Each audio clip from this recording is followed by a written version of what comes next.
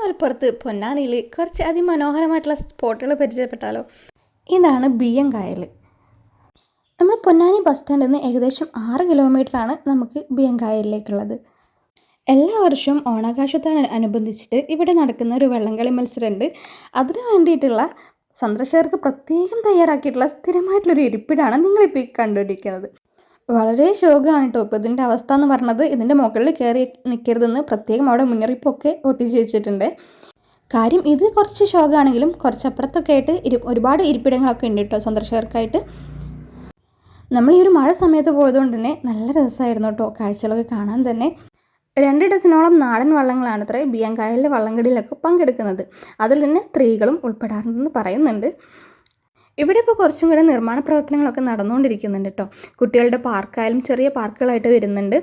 അതുപോലെ തന്നെ വിനോദസഞ്ചാരികളെ കൂടുതലായിട്ട് ആകർഷിക്കാൻ വേണ്ടി ഇവിടെ പല പദ്ധതികളും നടന്നുകൊണ്ടിരിക്കുന്നുണ്ട് കേട്ടോ. പിന്നെ ഇവിടുത്തെ പ്രധാന ആകർഷണമാണ് ഈ ഒരു തൂക്കുപാലം എന്ന് പറയുന്നത്.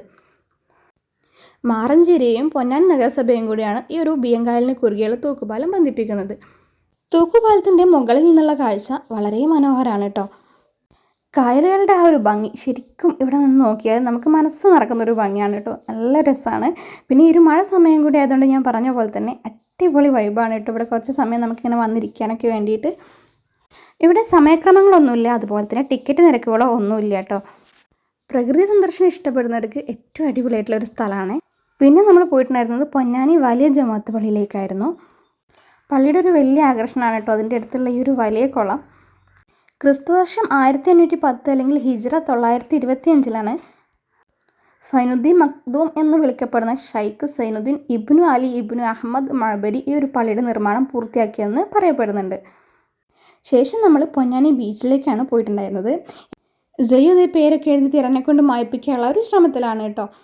ഞാൻ പറഞ്ഞ പോലെ നല്ല മഴയുടെ സമയമായതുകൊണ്ട് തന്നെ നല്ല തിരയുണ്ടായിരുന്നു. നമ്മളിപ്പോൾ കണ്ട പ്ലേസുകളൊക്കെ ഓരോ കിലോമീറ്റർ ഡിസ്റ്റൻസിലാണ് കേട്ടോ ഉള്ളത്. ബിയ്യംകായലായാലും പൊന്നാനി പള്ളിയായാലും അവിടെ നിന്നിങ്ങോട്ട് നമ്മുടെ ബീച്ചിലേക്കായാലും ഒക്കെ 1 കിലോമീറ്റർ ഡിസ്റ്റൻസ് ആണുള്ളത് കേട്ടോ. പിന്നെ ഇത് നമ്മൾ അവിടെ നിന്ന് ഒരു ചോളം ചുട്ടത് കഴിച്ചിട്ടുണ്ടായിരുന്നു. നമ്മുടെ സ്വീറ്റ് കോണ് ഒന്ന് ചുട്ടതിന് ശേഷം മസാലയൊക്കെ ഇട്ട് തരുന്നതാണ് കേട്ടോ. കുഴപ്പമുണ്ടായിരുന്നില്ല. അപ്പോൾ അതൊക്കെ കഴിച്ചിട്ട് നമ്മളിത് ബീച്ചിൽ നിന്നും റിട്ടേൺ അടിച്ചിട്ടുണ്ട്. ഇനി നമ്മൾ പോകുന്നത് നേരെ കർമ്മ റോഡിലേക്കാണ് കേട്ടോ.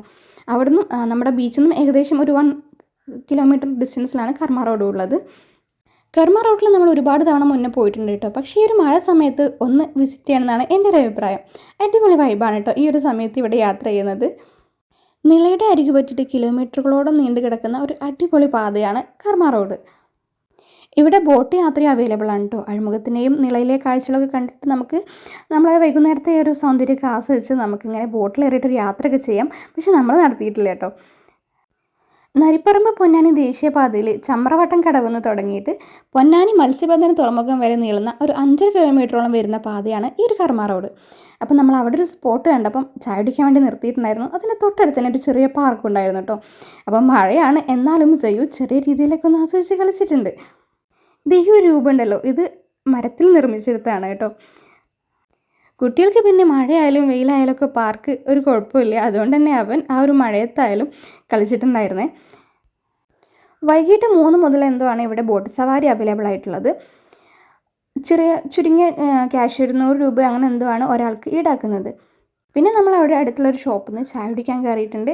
ഇത് ഞാനൊരു തുർക്കി പത്രി എടുത്തിട്ടുണ്ട്. പിന്നെ അതുപോലെ തന്നെ ജയ്യൂന് ബർഗർ വേണമെന്ന് പറഞ്ഞ് അപ്പോൾ അത് ബർഗർ എടുത്തിട്ടുണ്ട് കേട്ടോ. പിന്നെ പൊന്നാനി നഗരസഭ അതേ ഒരു ട്രെയിനിൻ്റെ മാതൃകയിൽ ഒരു എക്സ്പ്രസ് ഒക്കെ ഉണ്ടാക്കി വെച്ചിട്ടുണ്ട്. അപ്പോൾ അതിലൊക്കെ കയറി കുറച്ച് വീഡിയോസും ഫോട്ടോസൊക്കെ എടുത്തിട്ടുണ്ട്. നിളയോര പാത എന്നും ഈ കർമ്മ റോഡ് അറിയപ്പെടുന്നുണ്ട്.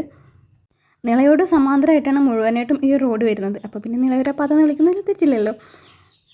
ഒരുപാട് സന്ദർശകർ രാവിലെയും വൈകുന്നേരമായിട്ട് എത്താറുണ്ട്. വൈകുന്നേരങ്ങളിലാണ് നല്ല തിരക്കുണ്ടാവാറുള്ളത്. ഈ ഒരു മഴ സമയത്തായിട്ടും സന്ദർശകർക്ക് യാതൊരു കുറവില്ല കേട്ടോ. ഒരുപാട് വാഹനങ്ങളായിട്ടും ആളുകളായിട്ടും ഇഷ്ടം പോലെ ഇവിടെ ആളുകളുണ്ട് കേട്ടോ.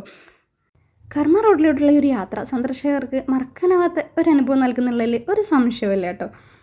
നമ്മുടെ ഭാരതപ്പുഴയുടെ ഒരു ഭംഗി മനോഹാരിതയൊക്കെ ആസ്വദിക്കാൻ ഇത്രയും അവസരം മറ്റൊരു സ്ഥലത്തിൽ ലഭിക്കുമെന്നുള്ളത് സംശയമാണ്. നമ്മളിപ്പോൾ ഇതേ ഈ ഒരു യാത്ര ഇങ്ങനെ കണ്ടിന്യൂ ചെയ്തിട്ട് അവിടെ എത്തിച്ചേരാൻ പോകുന്നത് ചമ്രവട്ടം പാലത്തിനടുത്താണ് കേട്ടോ. ചമ്രവട്ടം റെഗുലേറ്റർ ബ്രിഡ്ജിൻ്റെ അടുത്താണ് നമ്മൾ എത്തിച്ചേരാൻ പോകുന്നത്. ഇപ്പോൾ ഇത് നല്ല ഈവനിങ് ഒക്കെ ആയി വരുന്നുണ്ട്. അപ്പം മഴയുടെ ഒക്കെ ഒരു കാറൊക്കെ മൂടി നിൽക്കുന്നുണ്ട് കേട്ടോ. കുറച്ച് സമയം നമ്മളവിടെ ഇറങ്ങി നിന്നിട്ടും അതുപോലെ തന്നെ വണ്ടിയിൽ യാത്ര ചെയ്തിട്ടൊക്കെ ആ ഒരു മനോഹാരിത നമ്മൾ ആസ്വദിച്ചിട്ടുണ്ട്.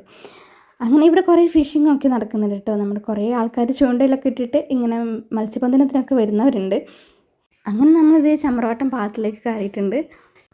കേരളത്തിലെ ഏറ്റവും നീളം കൂടിയ പാലമായിട്ടാണ് കേട്ടോ ഈ ഒരു ചമ്രവട്ടം പാലം അറിയപ്പെടുന്നത്.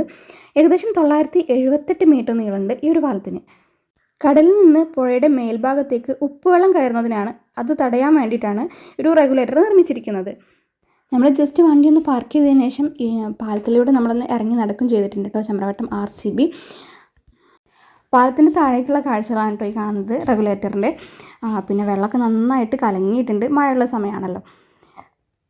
നേരെ ഓപ്പോസിറ്റ് സൈഡിലാണ് ഒന്നും കൂടി കാഴ്ച കാണാനുള്ളത് കേട്ടോ.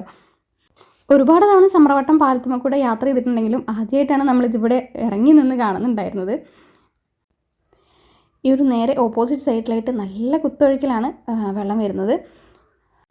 പൊന്നാനി നിങ്ങൾ സന്ദർശിക്കുന്നുണ്ടെങ്കിൽ ഇത്രയും കാഴ്ചകളെങ്കിലും നിങ്ങൾ കാണാൻ ശ്രമിക്കണം കേട്ടോ. ചെറിയൊരു വിവരണം മാത്രമാണ് നമുക്ക് തരാൻ കഴിഞ്ഞിട്ടുള്ളത്. നിങ്ങൾ പോയിട്ട് കണ്ട് കാഴ്ചകൾ അനുഭവിക്കുക തന്നെ വേണം കേട്ടോ. അത്രയ്ക്കും അടിപൊളിയായിട്ടുള്ള പ്ലേസുകളാണ്. വീഡിയോ ഇഷ്ടമായ ലൈക്ക് ചെയ്യാൻ മറക്കല്ലേ. അതുപോലെ നിങ്ങളുടെ ഫേവറേറ്റ് പ്ലേസ് പൊന്നാനിയുള്ളത് ഒന്ന് കമൻറ്റ് ചെയ്തേക്കണേ. ചാനലും കൂടെ സബ്സ്ക്രൈബ് ചെയ്യാൻ മറക്കല്ലേ. Okay, by.